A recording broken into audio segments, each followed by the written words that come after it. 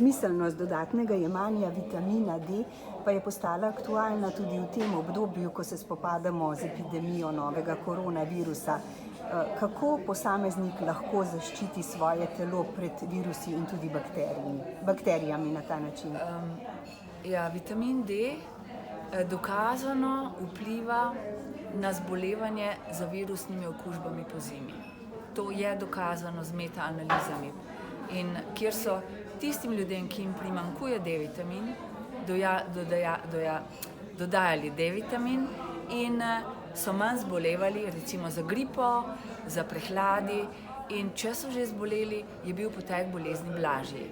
Na osnovi tega smo sklepali, tudi v Sloveniji pa drugod, da bi morda, glede na to, da pozimi primanjkuje D-vitamina večini prebivalcev, ugotovili smo vsaj 80% Slovencev, da bi D-vitamin v tem obdobju nadomeščali.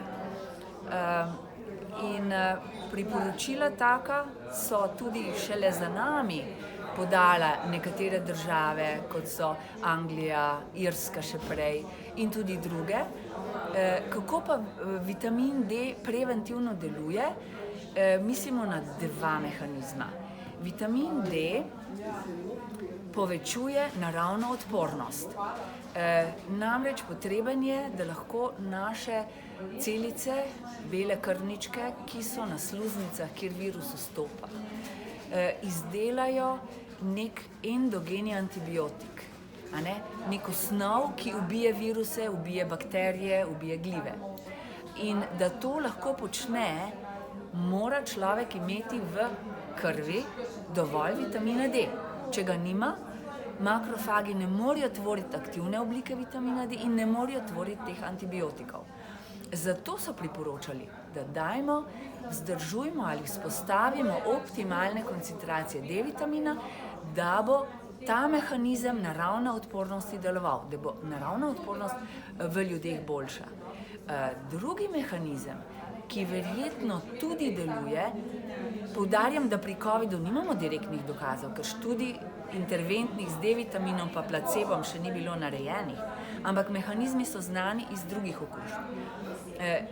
D-vitamin naj bi tudi blažil tisti najhujši potek bolezni, ko morajo ljudje v intenzivne enote s hudimi pljučnicami, z odpovedjo pljuč, ko morajo na respirator oziroma ventilator, tam naj bi D-vitamin umirjal ta hud vnetni odgovor, ta citokinski vihar. In zato je kar nekaj študij in na živalih in na celicah, ampak tudi in vivo, pri drugih takih podobnih zapletih. In zato je po mojem mnenju številnih strokovnjakov, ki se ukvarjajo z D-vitaminom, ugodno in potrebno, da ima prebivalstvo normalne, optimalne ravni vitamina D.